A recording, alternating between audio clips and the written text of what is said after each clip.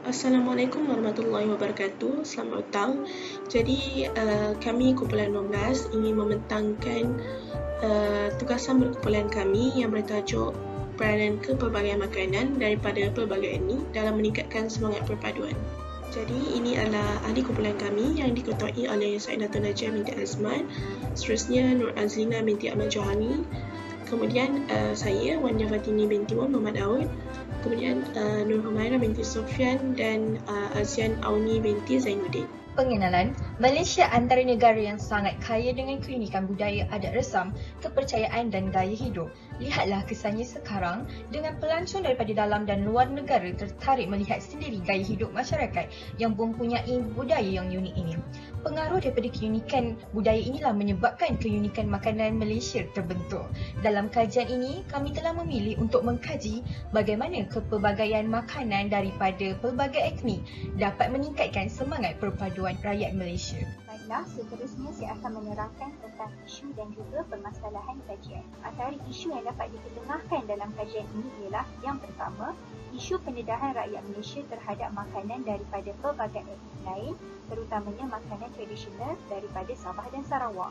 Disebabkan kepelbagaian kaum di Malaysia, setiap individu berpeluang untuk menikmati makanan tradisional daripada kaum lain dengan sangat mudah. Rakyat Malaysia juga mempunyai pendedahan terhadap makanan tradisional daripada kaum lain melalui perayaan dan juga acara rumah terbuka. Isu ini dapat membuka mata rakyat Malaysia tentang keunikan makanan daripada pelbagai etnik sejurus mewujudkan keluarga Malaysia yang saling menghormati antara satu sama lain. Kedua, kesedaran mengenai adat dan larangan mengikut kepercayaan kaum dalam konteks penyediaan makanan.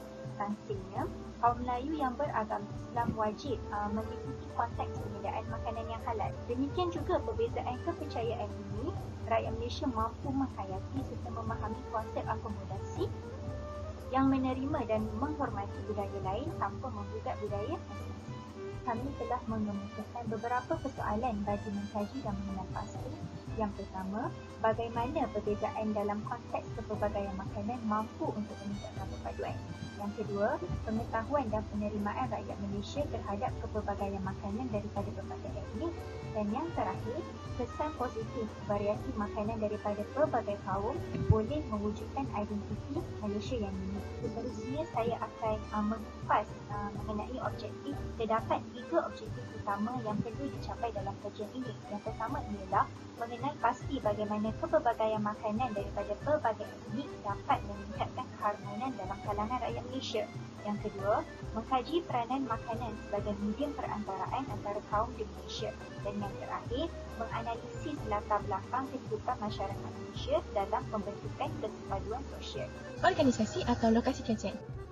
Organisasi yang terlibat dalam kajian kami ialah masyarakat Malaysia yang mempunyai latar belakang daripada pelbagai jenis etnik.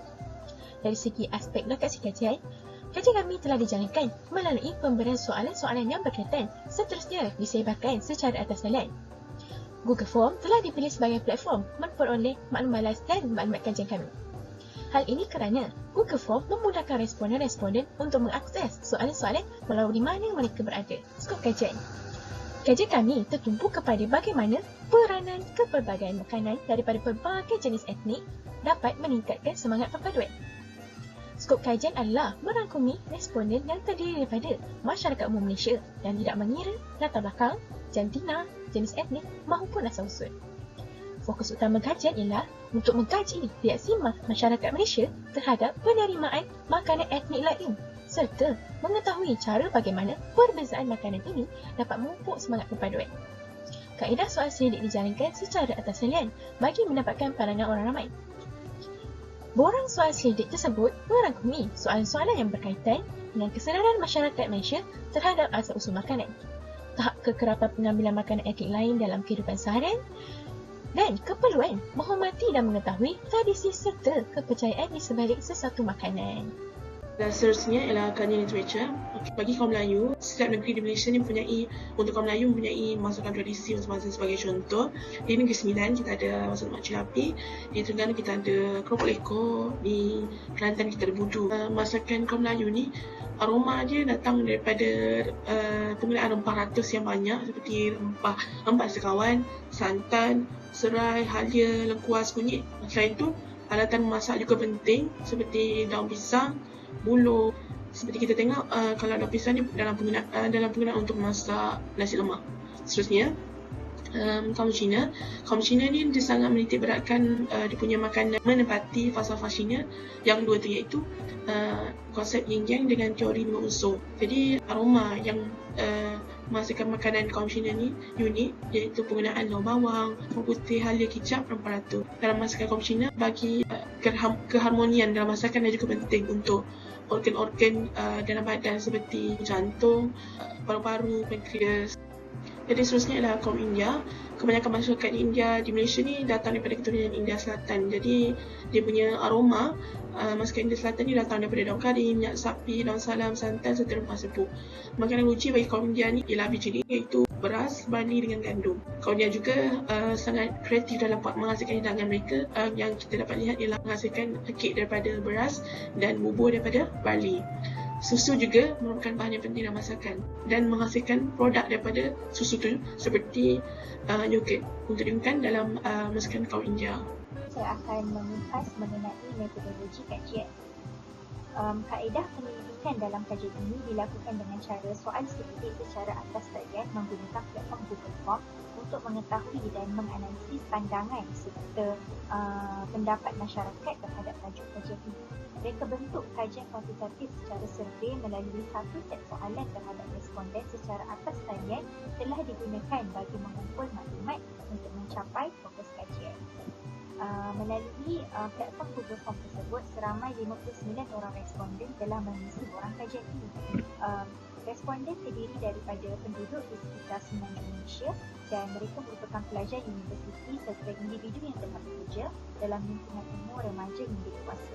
Daripada 59 orang responden, seramai 51 orang iaitu majoritinya 86.4% adalah masyarakat berbangsa Melayu, 6 orang iaitu 10.2% adalah berbangsa India, manakala 2 orang iaitu 3.4% adalah berbangsa Cina. Oleh itu, kami telah membahagikan instrumen kajian ini mengikut persoalan kajian iaitu 3 bahagian. Bahagian A mengenai soal selidik tentang latar belakang responden. Bahagian B, soal selidik tentang pendedahan terhadap variasi makanan daripada pelbagai etnik di Malaysia. Manakala bahagian C, soal selidik berkaitan peranan kepelbagaian makanan tradisi dalam meningkatkan perpaduan di Malaysia. Dapatan kajian. Konsep atau latar belakang kajian. Kita akan membincangkan tentang data daripada carta pai serta taburan jadual yang diperoleh daripada borang responden. Berdasarkan taburan jadual 1 di atas, ia menunjukkan berapa peratus setiap makanan tradisi yang mewakili pelbagai etnik dan kaum yang pernah diambil oleh responden. Seperti yang kita lihat, roti canai, sate, rendang serta nasi lemak merupakan antara pilihan yang tertinggi dalam kaji selidik ini. Manakala umai dan tuhau, hanya seorang responden yang memilih makanan daripada etnik Melanau serta Kadazan tersebut.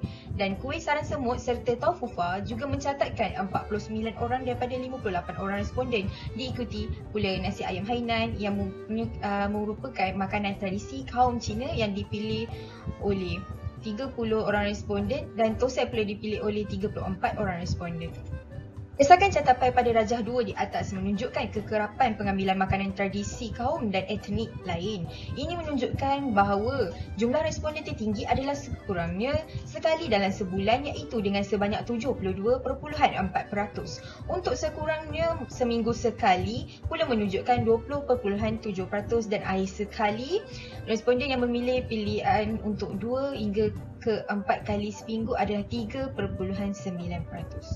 Berdasarkan catatan menunjukkan responden yang mengetahui makanan daripada etnik dan kaum lain daripada aktiviti keramaian dan rumah terbuka.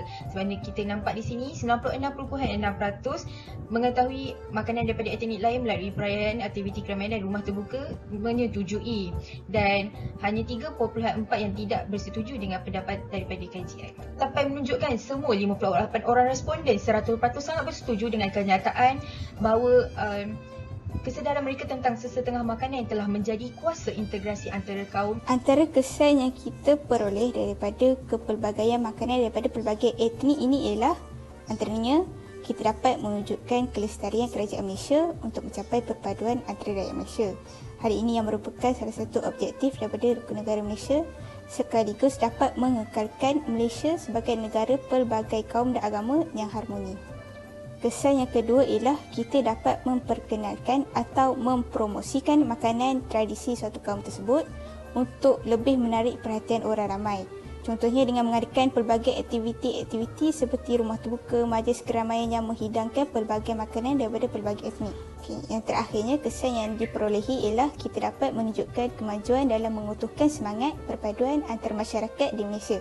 Contohnya, rumah terbuka perayaan Aidilfitri yang secara amnya diraikan oleh masyarakat kaum Melayu juga turut disertai oleh masyarakat pelbagai kaum seperti Cina dan India, dan mereka dapat merasai makanan-makanan tradisi kaum Melayu.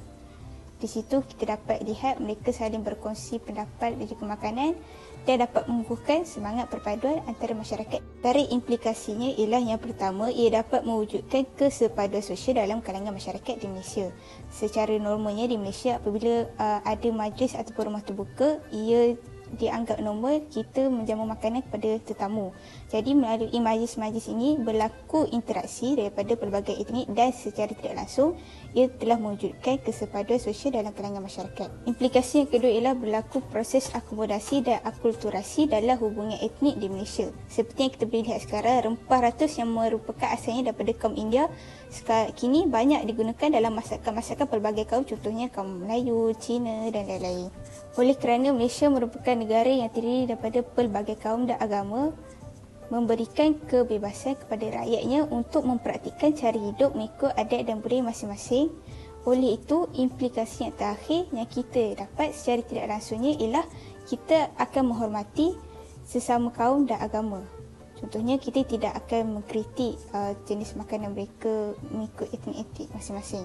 Bab kata pepatah, air orang disauk, ranting orang dipatah, adat orang diturut.